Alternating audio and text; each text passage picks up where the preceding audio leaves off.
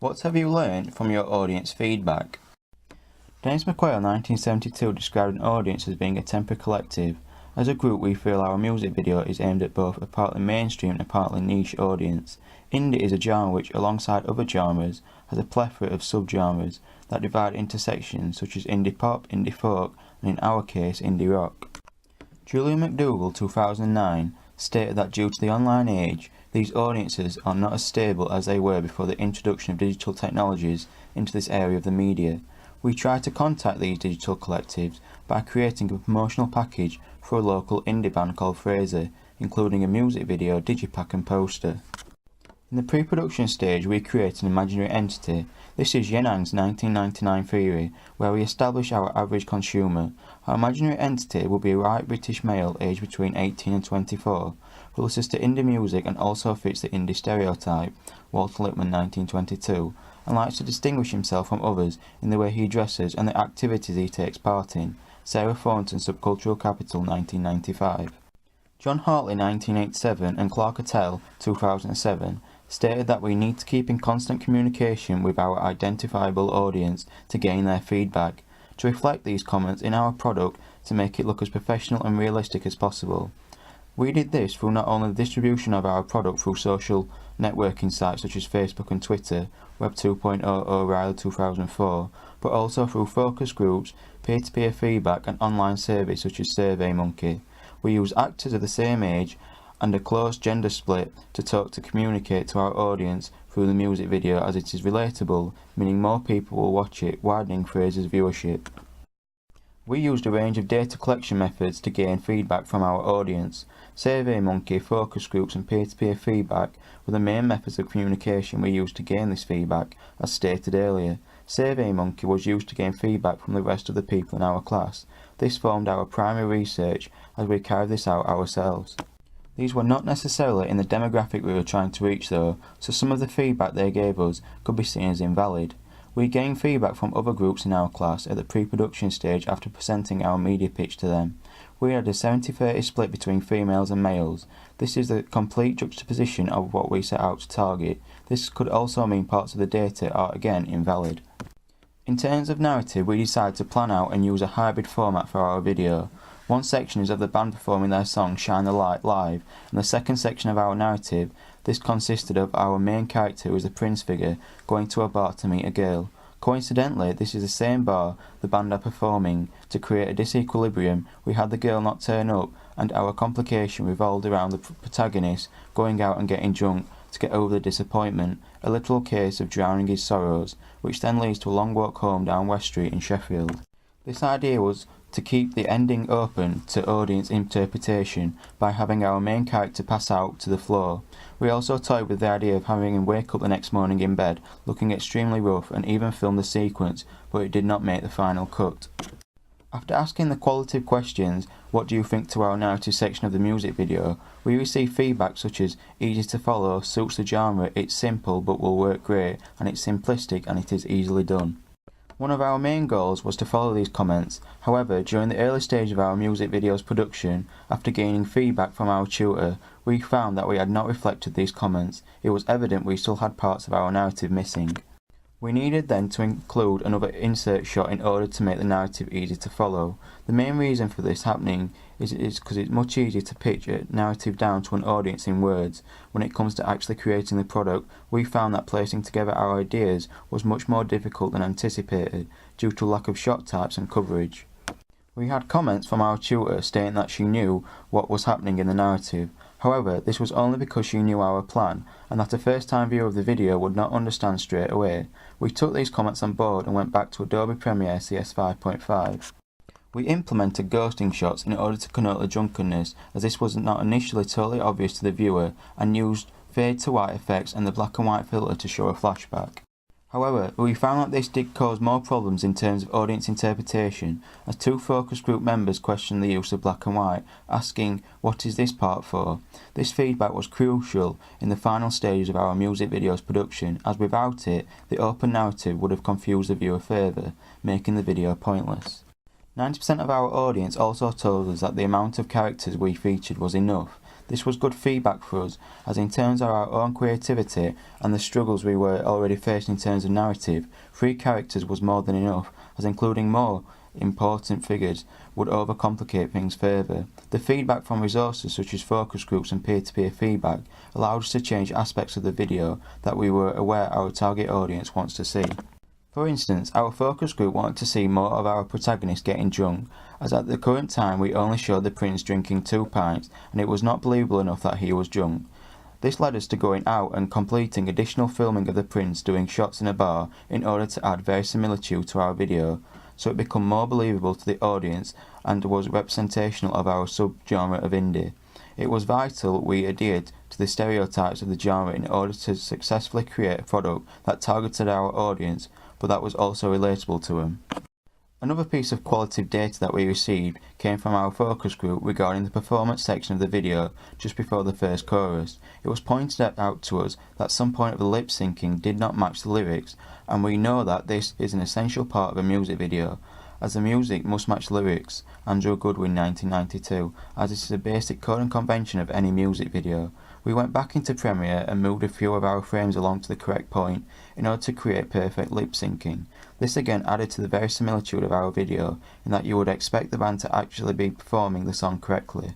In making these changes, we successfully fulfilled the purpose of our promotional video. We also posted our video in different stages of completion onto video sharing sites such as YouTube in order to gain a response. However, due to the lack of promotion on our part, failed to use web apps such as Twitter and Facebook to promote, we did not receive an adequate amount of feedback to make any significant changes to our video. As a group then, we were mainly just given verbal feedback in regards to our work in progress. The main theme of the feedback during post-production and after amending problems with verisimilitude and narrative structure then were that the narrative is relatable to a wide audience, not just indie, and that a sense of realism was created. For us, this really linked in with our subculture of indie, as that culture and the indie genre of music is all about realism. Daniel Chandler 2001 talks about how there is currently demand, push, and how technologies are forced upon us as a society. We deliberately use technologies as little as possible to gain quality feedback from our audience, as we feel speaking to the target audience face to face is not only a more direct way of contacting them, but also adds a more personal element to the production of our promotional packages, as we can read off our focus group's emotions to tell their true answer. However, we should have used technologies more, as our target audience of 18 to 24-year-olds are digital natives and often use social media to put across their points of view. When I handed in one of the first drafts of my poster to my tutor, I gave primary constructive strength feedback that the pictures used are good, and improvement feedback that there wasn't enough synergy between our music video and my poster, and that the images of my poster needs to be of close-ups of the band members looking at the camera, as this is also one of the 6 key codes and conventions that need to be fulfilled in a music video. Andrew Goodwin, 1992, and this would also allow my poster to look more professional and organised. Pete Fraser, 2007. To amend this, I took screenshots of our hybrid music video of all the band members playing in the performance aspect of our hybrid music video. Sven E. Carlson, 1999, with the lead singer who is an electronic shaman, Sven E. Carlson, 1999, in the close-up shot, and the other band members in medium close-up shots, connotating the lead singer as a star persona, Richard Dye, 1975, which was done on Adobe Premiere CS 5.5, using the snipping tool application. And then I placed them onto my poster, with the lead singer of the band having the biggest image on the poster, helping to create a preferred reading and representation, Stuart Hall, 1980, of a star persona, Richard Dye, 1975, which would help create synergy between both my ancillary and our group's hybrid music video, Sven E. Carlson, 1999. Furthermore, the band's A logo, pastiche from Swim Deep's She Changes the Weather music video, which jump cuts at both the beginning and end of our music video, was placed into my poster as part of our band's name using Adobe Photoshop CS 5.5 and the magnetic lasso tool, as well as a selection tool to help get it from our music video to my poster. This was an iconic element of our hybrid music video, Sven E. Carlson, 1999, and a unique selling point, Rosa Reeves, 1961, throughout our group's productions, so I felt it essential to include this in my poster, as well as the audience feedback gained from this reinforced how my ancillaries drew comparisons with our music video. In terms of audience feedback on my digipack, I was told by my tutor that the strengths were the good initial ideas of the image, and in primary improvement feedback I was told that the front cover image of the band members stood in front of Sheffield's Crucible Theatre was too distorted and unclear, and that I needed an image of the band closer up whereby their faces would be clearly visible, which would help establish the third reading, Stuart Hall 1980, of both Ideal Selves and Ideal Partners, Carl Rogers 1980. To do this, I cropped the images using the Magic Wand tool in Adobe Photoshop CS5.5 so that I could zoom into the images more, making the faces of the band members more visible as close-ups are one of the 6 key code and conventions of music videos, Andrew Goodwin 1992, and I felt I needed to apply this aspect to my digipack as well as to create synergy of representations, Stuart Hall 1980.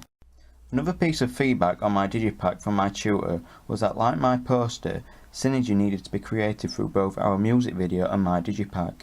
I managed to do this firstly by using the same background image of a clear sky, pastiche from Nine Inch Nails with digipack, both behind the name of the band on my poster and along with the first 3 panels of my digipack, which changed the connotations of the indie genre, which is usually synonymous with low-key lighting and dark colours, but created synergy between these two ancillary texts by using the image I took on a Canon DSLR camera and placing it in the Adobe Photoshop CS5.5 documents used for creating my ancillary text, and also created synergy with our Hybrid music video, Svenny Carlson 1999, where one of its unique selling points, Rosa Reeves 1961, is of the high-key lighting of bright colours such as reds, purples and yellows. It's in the performance aspect of our video, pastiche from the Arctic Monkeys, Bet That You Look Good on the Dance Floor music video, and which in turn I felt made my Cosmate Productions appeal to a wider audience. Although this created synergy between both my ancillary texts, I did not help create much synergy between my ancillary text and our music video, so I needed to include aspects of our music video in my ancillary text, and similar to my poster I did this using screenshots from our music video. The screenshots were of our protagonist, Roland Barthes 1977, in a bar in the Walking Combe Drunk scene, which is stereotypical Walter Lippmann 1922 of the indie genre, and several shots were of the band performing together live at a local venue, helping to reinforce synergy between both my ancillary text and our music video. And like my poster, I used the band's iconic A logo on my digipack, as well as helping to promote the band's brand and image, which is important for a new up-and-coming indie band. Finally, for my digipack, and bearing in mind my regular audience feedback, Clark Attell 2007, on creating synergy between all 3 platforms of my AA2 media productions, I included a panoramic image taken on a Canon DSLR camera of Sheffield, and in particular the iconic Park Hill Flats, on the back cover of my digipack where the song list is. This, I feel, links in well with the local feel of our music video, whereby the Walking Combe Drunk scene is set along another iconic Sheffield location, West Street, and these 2 Sheffield landmarks being present in my coursework productions helps to create synergy and establish the local feel of our music video, which is stereotypical of the homemade, cheaply produced indie genre, which helps differentiate the indie genre as a subcultural capital, Sarah Thornton 1995. In conclusion, I learnt from my audience feedback that improvements suggested by my clear audience, Bennett, Jones and McDougall 2002, will help my productions target them more, and that my productions were made better through this feedback, which was conducted regularly, Clark Attell 2007.